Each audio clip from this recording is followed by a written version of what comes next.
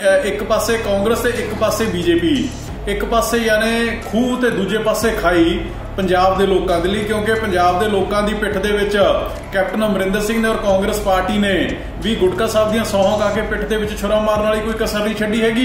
ते दूजे पासे जो हुण किसानी दा, पंजाब दे वपारियां दा, मजदूरां दा, पेंडू अर्थचारे दा जो नुकसान, जो घान नरेंद्र मोदी जी ने और बीजेपी ने कीता, मैं समझदा कि इस तो वड्डा गुनाह कोई नहीं हो सकदा हैगा, इस तो वड्डा धोखा नहीं हो सकदा हैगा। वो सरकार कि सिद्धू जी का, नवजोत सिद्धू जी का उद्धार भारतीय जनता पार्टी च होना है और 22 का इलैक्शन देखोगे तो वो नवजोत सिद्धू भारतीय जनता पार्टी च आकर के लड़ेगा। ये भी देख लेना, मैं गल बिल्कुल कन्फर्म गल कर रहा। अज लगता है कि वो कांग्रेस च है, लेकिन कांग्रेस किन्ना हालात के कारण है 3 दिन बैठा रहा जाके हरीश रावत वो घर जा करके, कदे लंच दे कदे डिनर दे सारिया गल्लां करते रहे। लेकिन वो एक ईमानदार आदमी है और ईमानदार पार्टी च उन्हें आना और भारतीय जनता पार्टी च आना।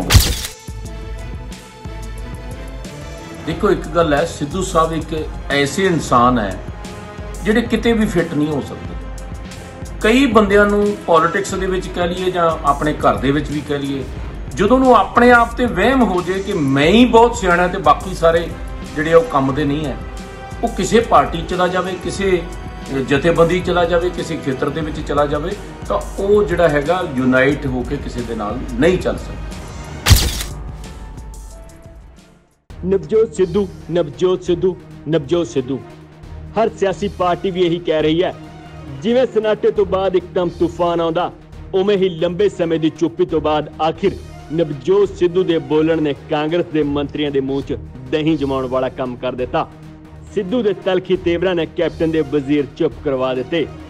हुण नवजोत सिंह सिद्धू बारे सियासी पार्टियां के बयान आने शुरू हो चुके।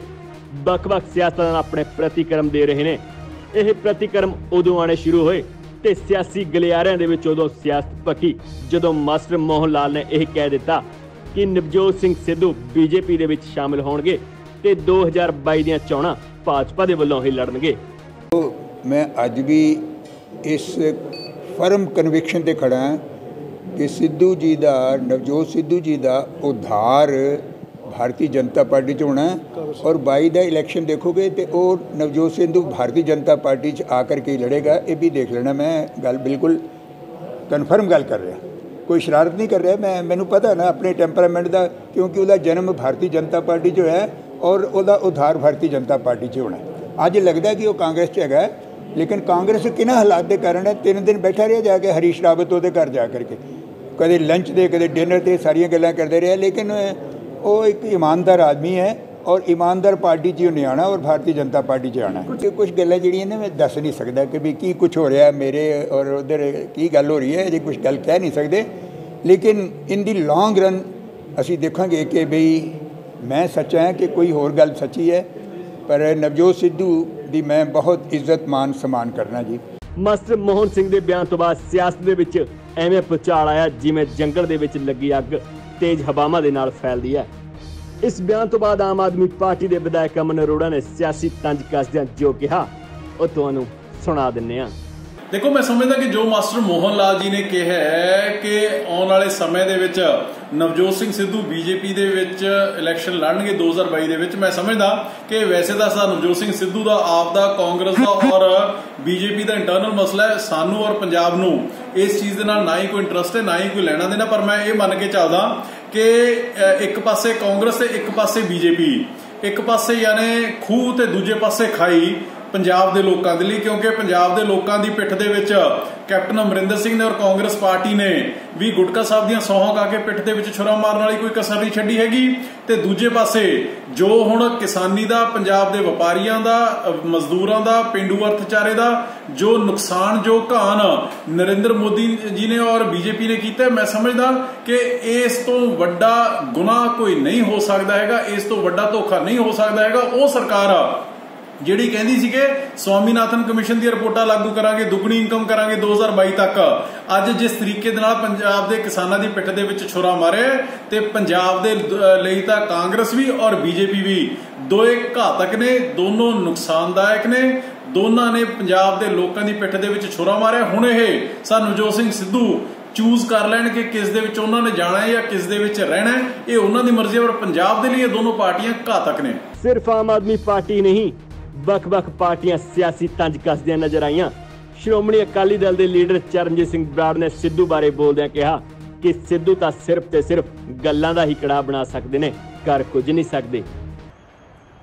ਦੇਖੋ ਇੱਕ ਗੱਲ ਹੈ, ਸਿੱਧੂ ਸਾਹਿਬ ਇੱਕ ਐਸੇ ਇਨਸਾਨ ਹੈ ਜਿਹੜੇ ਕਿਤੇ ਵੀ ਫਿੱਟ ਨਹੀਂ ਹੋ ਸਕਦੇ।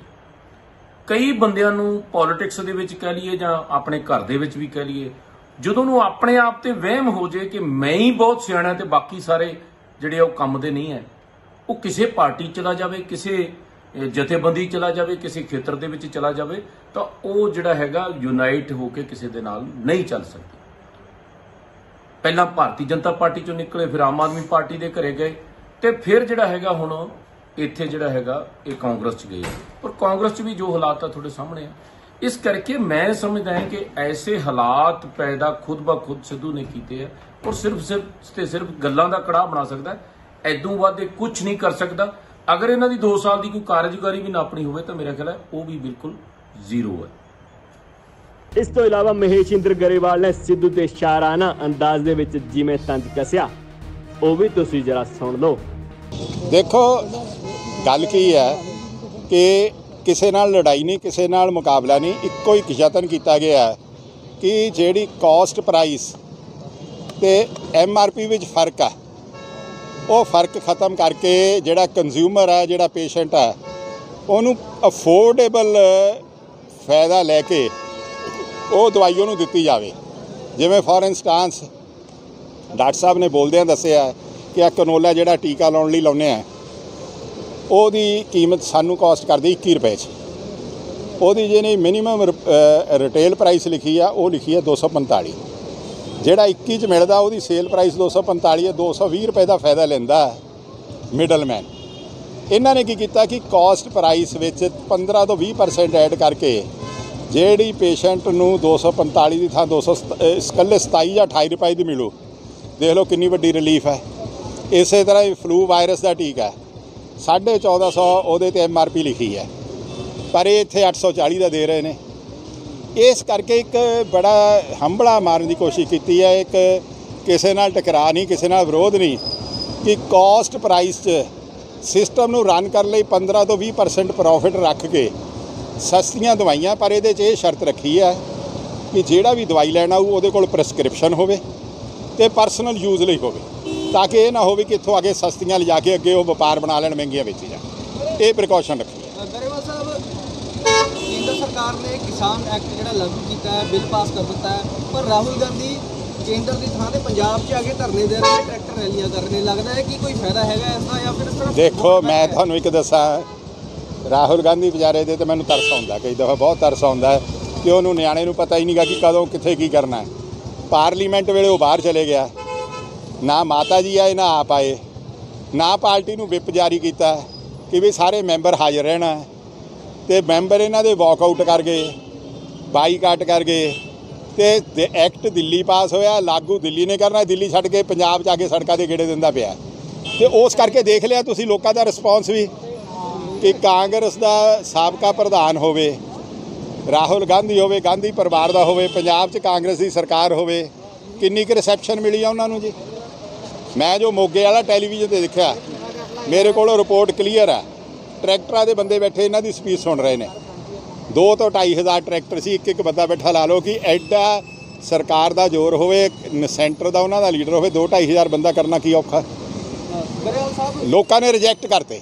ਗਰੇਵਾਲ ਸਾਹਿਬ, ਨਵਜੋਤ ਸਿੰਘ ਸਿੱਧੂ ਸਟੇਜ 'ਤੇ ਚੜ੍ਹੇ, ਉਹਨਾਂ ਨੇ ਸਾਫ਼ ਕਿਹਾ ਕਿ ਹੁਣ ਘੋੜੇ ਨੂੰ ਤੁਸੀਂ ਬੰਦ ਨਾ ਕਰੋ, ਉਹਨੂੰ ਬੈਠਣ ਨਾ ਦਿਓ। ਸਟੇਜ 'ਤੇ ਆ ਕੇ ਉਹਨੇ ਆਪਣੀ ਸਰਕਾਰ 'ਤੇ ਸਵਾਲ ਖੜੇ ਕਰਤੇ ਕਿ ਸੂਬਾ ਸਰਕਾਰ ਇਸ ਬਿੱਲ ਨੂੰ ਰੱਦ ਕਰ ਸਕਦੀ ਹੈ, ਇਸ ਦੇ ਖਿਲਾਫ ਮਤਾ ਪਾਸ ਕਰ ਸਕਦੀ ਹੈ। ਨਹੀਂ, ਨਾਲ ਉਹਨੇ ਜਿਹੜੀ ਵੱਡੀ ਗੱਲ ਕਹਿਤੀ ਕਿ MSP ਦਿੱਲੀ ਦੀ ਥਾਂ ਪੰਜਾਬ ਸਰਕਾਰ ਦੇਵੇ, ਉਹ ਦੇਣ ਨਾ ਕੈਪਟਨ ਸਾਹਿਬ। ਹੁਣ ਰਾਹੁਲ ਗਾਂਧੀ ਜਵਾਬ ਦੇਵੇ ਨਾ ਇਹਦਾ, ਕਿ ਉਹਦਾ ਸੱਜੀ ਬਾਂਹ ਨਵਜੋਤ ਸਿੰਘ ਸਿੱਧੂ ਜਦ ਇਹ ਗੱਲ ਕਹਿੰਦਾ ਤੇ ਉਹ ਕਿਉਂ ਨਹੀਂ ਲਾਗੂ ਕਰਦੇ, ਕਰਨ ਲਾਗੂ। ਦਿੱਲੀ ਉਲਟ ਰੌਲਾ ਕਿਉਂ ਪਾਉਂਦੇ ਆ? ਦੇਣ ਰਾਗੂ। ਪਰ ਗੱਲ ਇਹ ਹੈ ਕਿ ਉਹ ਘੋੜੇ ਨੂੰ ਜਿਹਨੂੰ ਕਹਿੰਦਾ ਸੀ ਹੱਥ ਨਾ ਮਾਰੀ, ਉਹਨੂੰ ਅੱਜ ਸੰਗਰੂਰ ਸਟੇਜ ਤੇ ਨਹੀਂ ਚੜ੍ਹਨ ਦਿੱਤਾ ਘੋੜੇ ਨੂੰ। ਸਾਹਿਬ ਇੱਕ ਮਾਸਟਰ ਮੋਹਨ ਲਾਲ ਜਿਹੜੇ ਹੈਗੇ ਨੇ ਉਹਨਾਂ ਨੇ ਇੱਕ ਬਿਆਨ ਦਿੱਤਾ ਆ, ਉਹਨਾਂ ਨੇ ਕਿਹਾ ਕਿ ਹੁਣ ਜਿਹੜਾ ਅਕਾਲੀ ਦਲ ਬੀਜੇਪੀ ਹੈਗੀ 117 ਸੀਟਾਂ ਤੇ ਚੋਣਾਂ ਲੜੂਗੀ, ਤੇ ਇਸ ਤੋਂ ਇਲਾਵਾ ਉਹਨਾਂ ਨੇ ਕਿਹਾ ਕਿ ਨਵਜੋਤ ਸਿੰਘ ਸਿੱਧੂ 2022 ਦੇ ਵਿੱਚ ਉਹਨਾਂ ਦੇ ਨਾਲ ਆਉਣਗੇ ਬੀਜੇਪੀ। ਉਹ ਬੁਲਾਉਣ ਜੀ, ਬੜਾ ਜੀ ਸਦਕੇ ਬੁਲਾਉਣ ਨਵਜੋਤ ਸਿੰਘ ਸਿੱਧੂ।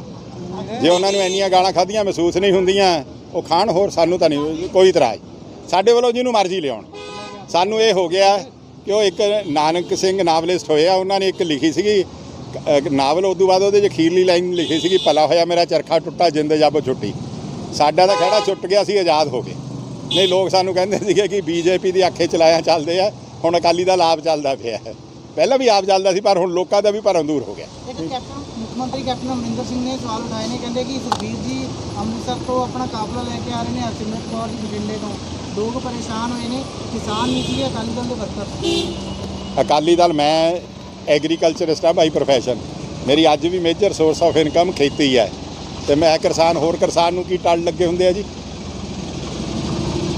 ਸਿਰਫ ਕਾਂਗਰਸ ਵਾਲੇ ਹੀ ਕਿਸਾਨ ਹੈ ਜਿਹੜੇ ਰਾਹੁਲ ਗਾਂਧੀ ਬੈਠਾ, ਉਹਨੂੰ ਪੁੱਛੀ ਕਿ ਅੱਜ ਕੱਲ੍ਹ ਫਸਲ ਕਿਹੜੀ ਹੁੰਦੀ ਹੈ, ਜੇ ਰਾਹੁਲ ਦੱਸ ਦੇ ਇਹ ਕਹਿ ਕੇ। ਉਹਨੂੰ ਬਿਠਾਇਆ ਹੋਇਆ ਟਰੈਕਟਰ 'ਤੇ, ਹੈਂ, ਸੋਫਾ ਲਾ ਕੇ ਟਰੈਕਟਰ 'ਤੇ। ਸੁਖਵੀਰ ਜੀ ਤਾਂ ਬੈਠ ਕੇ ਗਿਆ ਸੀਟ 'ਤੇ ਚਲਾਉਣ ਵਾਲੀ 'ਤੇ, ਨਾਲੇ ਆਪ ਜਲਾ ਕੇ, ਤੇ ਉਹ ਬੈਠਾ ਸੋਫੇ ਦੀ ਗੱਦੀ ਲਾ ਕੇ। ਐ ਨਹੀਂ ਗੱਲ ਹੁੰਦੀ।